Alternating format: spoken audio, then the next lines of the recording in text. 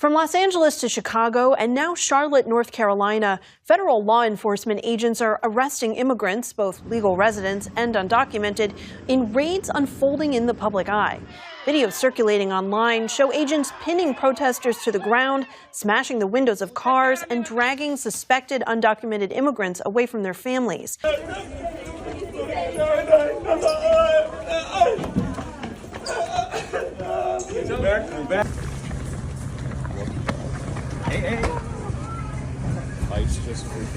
I should not live like this as a 16-year-old. I shouldn't be scared. I should be focusing on school, and I can't even focus on school. I'm scared that everyone that I love, I'm not going to be able to see them again, because even though that they're U.S. citizens, they don't care about us. It all started with the kids in cages. We just let that go, okay? Where the fuck are the kids? And now it's like, y'all told us to come here for opportunity. We came, and then now it's like, oh, you have to leave.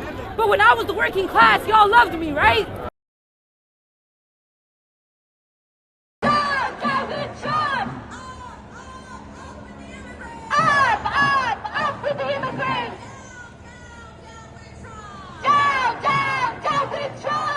My family is really at the heart of what I do. My background is rooted in immigration. My parents came here to the United States like so many other families, just hoping for an opportunity for a better life.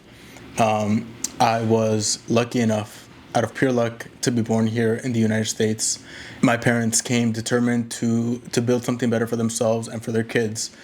I grew up watching them navigate systems that weren't built for them, learning English on the go, working insanely long hours, and constantly trying to stay together and to find a way to move forward. I was born and raised in South Central Los Angeles.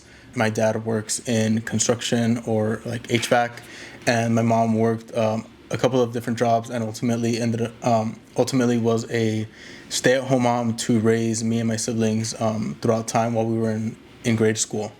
My parents are green card holders. They are permanent residents here in the United States, but knowing that that status could eventually be temporary or is always at risk, one encounter with law enforcement, one parking ticket, anything can kind of set them up for a run-in with the immigration system here in the United States.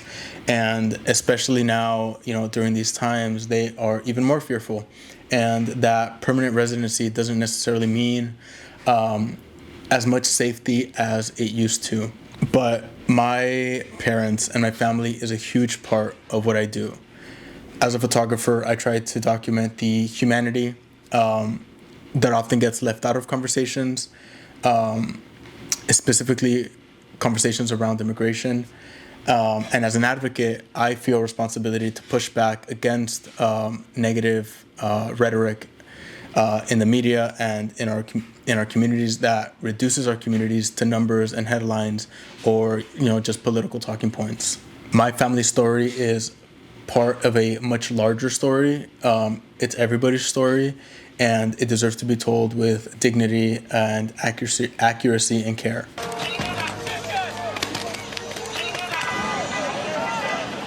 Los Ángeles ya está militarizada.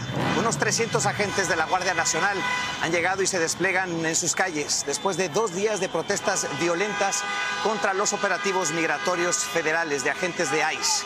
Los soldados lanzaron gases lacrimógenos contra una multitud que se agolpó frente al centro de detención metropolitano en esta ciudad. Muy buenas tardes. Hoy reportamos justo desde las calles de Los Ángeles, en el corazón de la ciudad, a un costado precisamente del centro de detención en el que están los migrantes arrestados durante el fin de semana, en medio de una protesta en marcha. Seguro usted lo escucha, el claxon, la música, las consignas, la multitud y la tensión que crece y crece en las últimas horas. Esta es una escalada también política. I remember sitting at home, I was working from home, and seeing all of the posts on social media about the ICE raid that was happening at a garment factory here nearby at the fashion district in downtown Los Angeles. And I remember seeing, the truckloads of federal agents, the community members that showed up to resist, and just the violence that took place that day, the tear gas, the firearms that were present, the the clashes between the agencies, and I think that was one of the moments that really stood out to me because it kind of triggered my fight or flight mode. You know, it was a moment where I had to decide if I really want to be a part of this fight, and to what extent, and to what extent am I willing to put myself on the line for our immigrant communities, and what would my role be in the immigrant rights movement.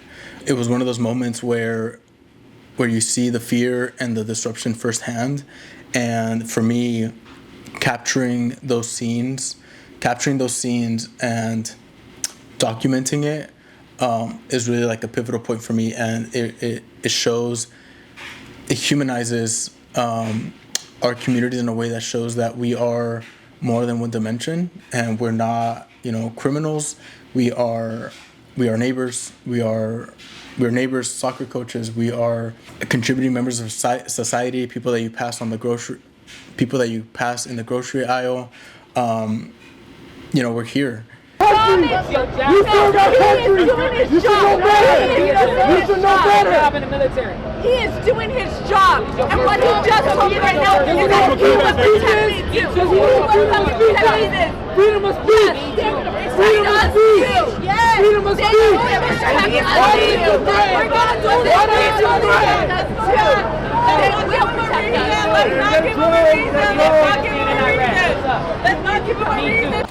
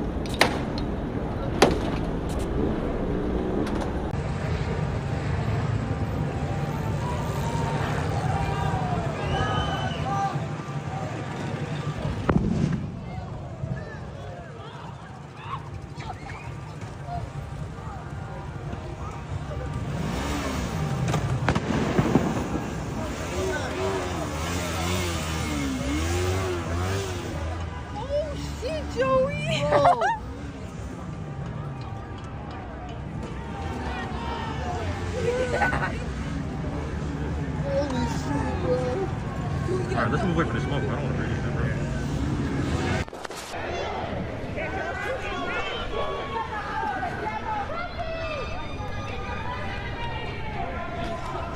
We see you for what you are, a terrorist organization. ICE, out of Paramount. You are not welcome here.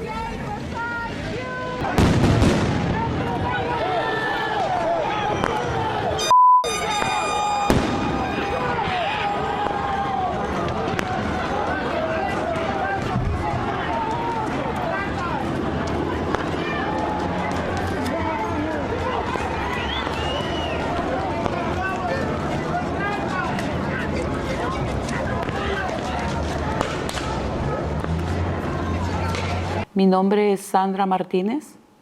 Soy originaria de El Salvador, tengo 50 años y vivo en Estados Unidos desde 1993. Cuando llegué a este país, recuerdo que salí de mi país por la violencia, por la inseguridad que se vivía y porque toda mi familia había emigrado a este país. Cuando llegué aquí, mis sueños eran estar cerca de mi familia y tener una calidad de vida mejor. Los sueños no han cambiado mucho, siguen siendo los mismos.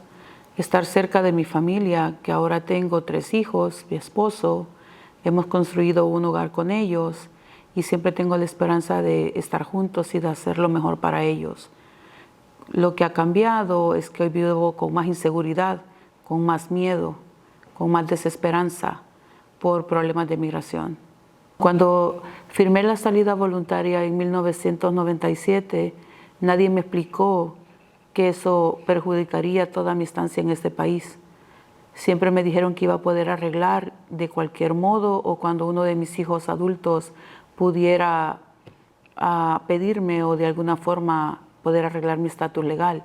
Y eso no me lo explicaron y era algo que no funcionaba de esa forma. So I think for the children of immigrants, regardless of status, it has been a really scary time here in the United States under the second Trump administration. Another thing that's brought to mind is children in schools going to school and not knowing if your parents are going to be able to pick you up or not. That is scary. I can't imagine being a middle schooler or high schooler or even an elementary school kid being at school wondering if my parents are safe, if my mom is going to make it to my pickup, if my dad is going to be there to pick me up for soccer practice. Like, the mental toll that we are experiencing is heartbreaking. When you think about LA protests, what stands out most to you personally? You know, when I think about the LA protests, what really stands out to me is the incredible sense of solidarity. As a photographer, I saw so many different communities coming together, and people supporting each other, and so many people supporting each other, and a lot of really powerful visuals of unity. You know, when I think about the LA protests, what really stands out to me is the incredible sense of solidarity. As a photographer, I saw so many different communities coming together, and people supporting each other, and so many people supporting each other, and a lot of really powerful visuals of unity. It wasn't just about like the protests themselves, and it wasn't just about immigrant rights, but it was a collective of social justice movements coming together, understanding that an attack on one of us is an attack on all of us. And you know, when one marginalized group is under attack, other marginalized groups are also under attack. But people finding their voices and standing up for one another, that was pretty inspiring. I think there's often a gap between how immigrants are portrayed in the media or politics and what I see in real life. In the media, I feel like oftentimes immigrants are sometimes shown in a one-dimensional way, either as, unfortunately, a lot of times shown as just the victims or as some pawn in a political debate. But in my experience, immigrant communities are incredibly diverse. They are resilient, strong, and full of rich, everyday stories that often don't make the headlines or are left out of the news coverage and the media. So I try to use my photography and my social media platform as a way to show those real stories and to add a more human perspective that goes beyond the usual narratives. I think it's all about creating a society where home really means home for everyone. I hope the United States can turn back to a place where immigrant communities can thrive, not just fight to survive. And I hope that people's eyes open up and join the fight for immigrant rights and immigrant justice. And I hope people can be a little bit more welcoming and more empathetic to newcomers to this land and people who have been here for decades and built a life here.